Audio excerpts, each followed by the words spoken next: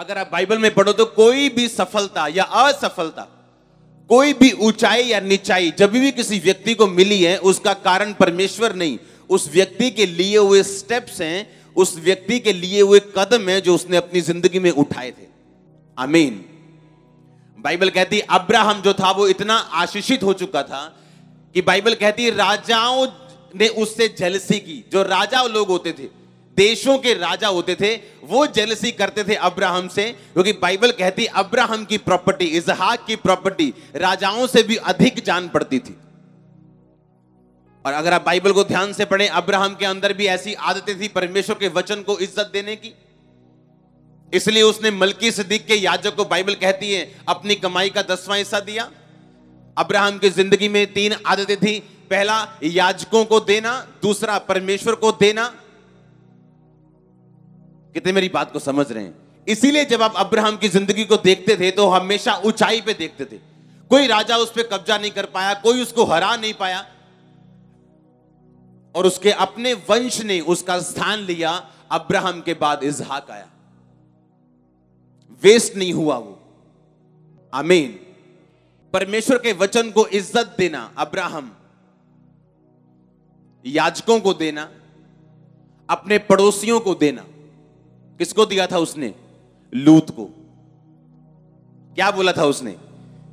कि तू चुन ले, तुझे कौन सी चराई चाहिए, तुझे कौन सी चारागाह चाहिए अपने जानवरों के लिए, तू चुन ले, मैं तुझे वो देता हूं। ऐसा कभी नहीं हो सकता कि आप कुछ दें परमेश्वर के राज्य में और आप खाली रहें। अब्राहम इसलिए ग्रेट था, वो याजकों को देता था। परमेश्वर को उसने अपना एक लौता बेटा तक बो दिया था। जब वो कुर्बानी देने गया था, उसने अपने रिश्तेदारों को, अपने पड़ोसियों को दिया, क्योंकि बाइबल कहती है जो आपके पास है वो आपका पड़ोसी है। जो आपके पास जरूरतमंद खड़ा है वो आपका पड़ोसी है, चाहे वो आपका असली वाला पड़ोसी हो चाहे ना हो। जब वचन को कोई इज्जत देने लगता है और परमेश्वर से डरने लगता है, ये उसकी ग्रेटनेस की शुरुआत होती है। आमीन। और बाइबल कहती है वो याजकों को देता था, मलकीसिदक के याजक को दिया। बाइबल कहती है उसने परमेश्वर में बोया। बाइबल कहती है उसने लोगों को दिया। हमेशा बोना उसकी जिंदगी थी, परमेश्वर के वचन का ऑनर करना। आप कैसे इज्जत देते हो परमेश्वर को कैसे मालूम पड़ता है? कि आप संडे चर्च में हो, लेकिन आपके घर में शादी थी आपके रिश्तेदार की, आपके भाई की, आपकी बहन की, लेकिन संडे आप चर्च में हो। यह खुदा को ऑनर देने वाली बात है कि नहीं, संडे अगर मैरिज करोगे तो मैं नहीं जाऊंगा। अगर मुझे मैरिज पे बुलाना चाहते हो तो संडे के अलावा होनी चाहिए। यह प्रभु को इज्जत देने वाली बात है। कि कोई बिजनेसमैन फोन कर रहा है कि आज सबसे बड़ी डील करनी है भाई संडे को, तो भाई आज अगर डील ना भी हो कोई प्रॉब्लम नहीं, फायदा ना भी हो तो कोई प्रॉब्लम नहीं, क्योंकि मैंने अपना जो स्थान है संडे का, प्रथम स्थान, वो मैंने परमेश्वर को दिया। आमीन। कोई टीवी पे मेरा फेवरेट प्रोग्राम क्यों ना हो, लेकिन अगर जो प्रार्थना का टाइम है वो किसको दिया? परमेश्वर को दिया। ये प्रभु को इज्जत देने वाली बातें। और ऐसा कभी नहीं हो सकता कि आप परमेश्वर को इज्जत दो और परमेश्वर आपको इज्जत ना दे। ऐसा नहीं हो सकता।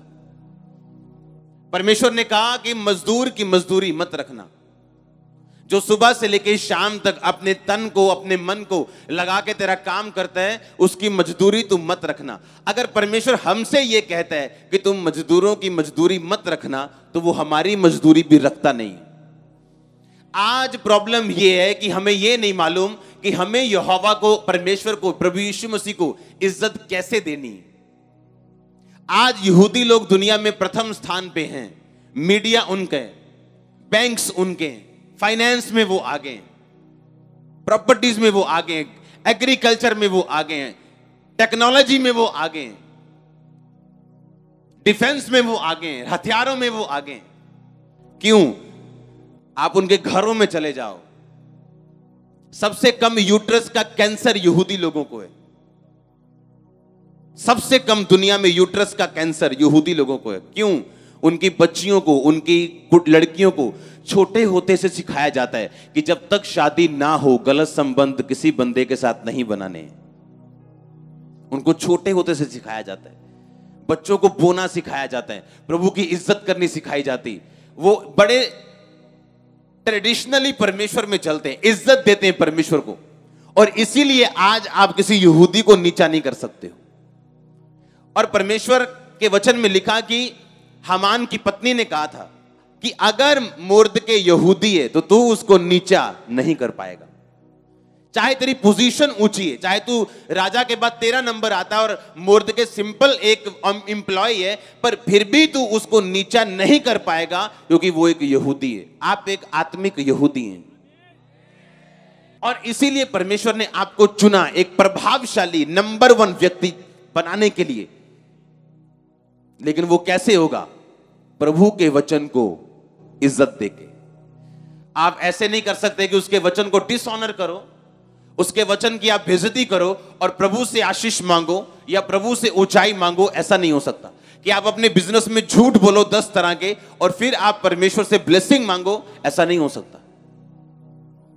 जो उसके वचन को इज्जत देगा, परमेश्वर ने कहा मैं उसको ऊंचा करूंगा उन जातियों में जिन जातियों में मैंने तुझे चुना है, जब तू मेरे वचन को मुझे इज्जत देगा।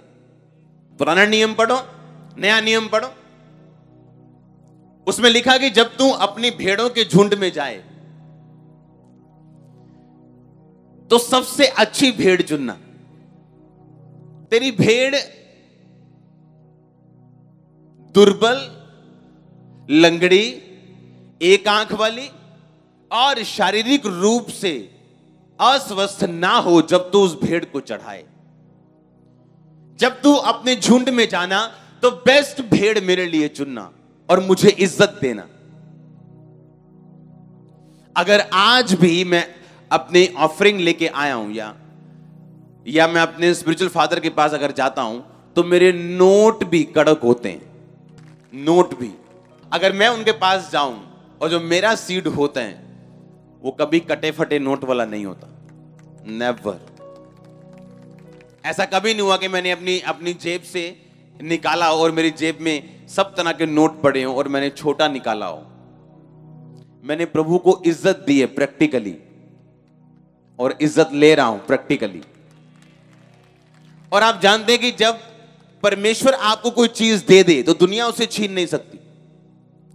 वो चाहे इंटरनेट पे जाए, लाख बातें बोले, कुछ भी आपके लिए कहे, पर लोगों के दिल में जो आपके लिए भरा है वो उसे कोई निकाल नहीं सकता, क्योंकि वो किसी इंसान ने, किसी टेक्नोलॉजी ने, किसी काउंसलिंग ने नहीं भरा, वो परमेश्वर ने भरा है। हालेलुया।